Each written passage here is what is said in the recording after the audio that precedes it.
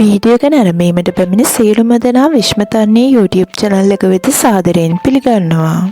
සෙනසුරු කියන්නේ සෞරග්‍රහ මණ්ඩලයේ ඉන්න ටිකක් විතර වෙනස්ම ග්‍රහලෝකයක්. ජ්‍යොතිෂ ශාස්ත්‍රයට මෙන්ම තාරකා විද්‍යාවට දාන සවිශේෂී ග්‍රහලෝකයක් වන සෙනසුරු පිළිබඳව ටිකක් විතර විශේෂ ප්‍රවෘත්තියක් පසුගියදා අපිට අසන්න ලැබුණා. සෙනසුරු ග්‍රහය කිව්වම අපිට මුලින්ම මතක් වෙන වලලු තියෙන ග්‍රහලෝකයක් විදියට. නමුත් යම් සංසිද්ධියක් හේතුවෙන් පසුගියදා සිට එහි වලලු නොපෙනී යාමට පටන්ගෙන තිබිනි. මේ සංසිද්ධිය පිළිබඳ විද්‍යාඥයෝ අනාවරණය කරගෙන තිබෙන අතර ඒ පිළිබඳ නිවැරදිව දැනගන්න රැඳෙන්න වීඩියෝවේ අවසානයේදී.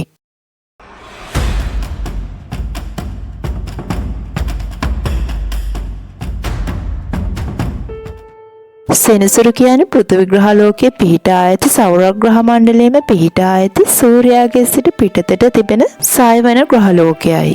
ඒ වගේම බ්‍රහස්පති ග්‍රහයාට පසු ඇති විශාලතම ග්‍රහලෝකයයි. එනම් සෞරග්‍රහ මණ්ඩලයේ පවතින දෙවන විශාලතම ග්‍රහලෝකයයි.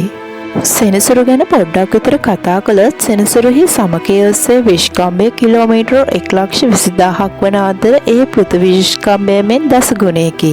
සෙනසුරු සෑම පෘථිවි වර්ෂ 29.1 වරක් සිය කක්ෂය ඔස්සේ සූර්යයා වටා ගමන් කර එක් කක්ෂයක් සම්පූර්ණ කරයි. ඒ වගේම සෙනසුරු වටා උපග්‍රහයන් 274 දෙනෙක් සිටින බවට වර්තමාන විද්‍යාඥයන් විසින් සොයාගෙන තිබේ.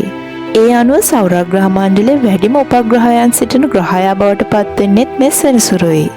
මෙහි ඇති අනෙක් සුවිශේෂීම කාරණය තමයි සෙනසුරුගේ පිහිටන වායුගෝලය. මේ වායුගෝලයෙන් 96%ක්ම හයිඩ්‍රජන් වායුව පවතින අතර තවත් 3%ක් පමණක් හීලියම් වායුවෙන් සමන්විතයි. පෘථිවිය සිට දුරේක්ෂයක් ආධාරයෙන් බලන විට සෙනසුරු කහ පැහැයෙන් දැකගත හැකි අතර සෙනසුරු වටා ඇති වලලු පද්ධතියද පැහැදිලිව දැකගත හැකිය. සෙනසුරු වටා ඇති මේ වලලු පද්ධතිය සෙනසුරු ග්‍රහයාටම ආවේනිකත්වයක් මුසු කර තිබේ. සෙනසුරුගේ ඇති මේ වලලු පද්ධතිය පළමුවෙන්ම නිරීක්ෂණය කර ඇත්තේ 1610 තරම් ඈත අතීතයක වන අතර ඒ ප්‍රසිද්ධ විද්‍යාඥ ගැලීලියෝ විසිනි. ඉන් අනතුරුව වර්තමාන තාක්ෂණයත් සමග මේ වලලු පද්ධතිය පිළිබඳ තවදුරටත් අධ්‍යයනය කරනු අතර මේ වලලු නිර්මාණය වී ඇත්තේ මොනවාගෙන්දැයි අනාවරණය කර ගැනීමට විද්‍යාඥයෝ සමත් වුණා. මේ වලලු නිර්මාණය වී ඇත්තේ වෙනස් ප්‍රමාණවල පාෂාණ කොටස් මගින් හා ඒවා ප්‍රතිනිර්මාණය වී ඇත්තේ සෙනසුරු වෙත ආකර්ෂණය වූ ඇස්ටරොයිඩ් මගින් සහ පිපිරි විනාශ වූ උපග්‍රහයන්ගෙන් බවටත් අනාවරණය කරගෙන තිබේ. නමුත් විද්‍යාඥයන්ගේ නවතම අනාවරණය වෙන්නේ සෙනසුරුටම ආවේනික මෙම වලලු අභාවයට පත්වමින් පවතින බවයි. එය ක්ෂණිකව සිදුවන්නක් නොවන බවත් අතීතයේ සිටම සිදුවන සංසිද්ධියක් බවත් අනාවරණය කරගෙන තිබේ. සෙනසුරු වටා ඇති අයිස් දූවිලි පාෂාණවල සම්මිශ්‍රණයකින් සමන්විත වුණු මෙම කොටස් සෙනසුරු වටා තබාගෙන ඇත්තේ සෙනසුරු මගින් ඇතිවන ගුරුත්වාකර්ෂණ බලය හේතුවෙනි. ඒ හේතුවෙන් ඇතිවන කේන්ද්‍රාභිසාරී බලය හේතුවෙන් වලලු ආකාරයට සෙනසුරු වටා පාෂාණ තට්ටු පිහිටා තිබේ. නිශ්චිතව ආරෝපණය වී ඇති පාෂාණ වලලු වල යම් ආගන්තුක පාෂාණයක් ගැටුණු විට එහි ඇති ආරෝපණ හේතුවෙන් සෙනසුරු වටා ඇති ග්‍රාහකවල ආරෝපණ තත්ත්ව වෙනස් වී මේ පද්ධතිය බිඳවැටීමට ලක්වේ. මෙහිදී පද්ධතිය සමතුලිතතාවය පවත්වා ගැනීමට සෙනසුරුගේ විද්‍යුත් චුම්බක ක්ෂේත්‍රය ක්‍රියා කරන අතර මෙහිදී පාෂාණ වලලු කොටසක් හෝ කොටස් කිහිපයක් හෝ සියල්ලම සෙනසුරු ග්‍රහයා දෙසට ඇද ගැනීම සිදු කරයි. එහි ප්‍රතිඵලයක් විදිහට මෙම සෙනසුරු ග්‍රහයා වටා ඇති වලලු පද්ධතිය බිඳවැටීමට ලක්වේ. මේ රින් රේන් ලෙසද නම් කරයි. පසුගියදා සෙනසුරුගේ වලලු නොපෙනී යාමට හේතුව මේමද කිසිසේත්ම මේ නොවේ.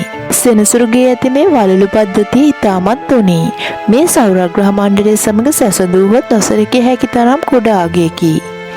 සෙනසුරු පිහිටන්නේ අංශක 26.7ක ආනතයකින් යුක්තයි. ඒ වගේම පෘථිවියද පිහිටන්නේ අංශක 23.5කට ආසන්න අගයකයි.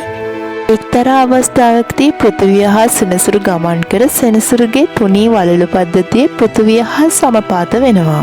මේ සෙනසුරු වටා තියෙන මීටර් 100ක් තරම් ඉතා තුනී වලලු පද්ධතිය පෘථිවියට දර්ශනය වෙන්නේ නැහැ. සෙනසුරුගේ වලලු අතුරුදහන් වී ඇතැයි ප්‍රවෘත්ති අපට අසන්න ලැබුණි.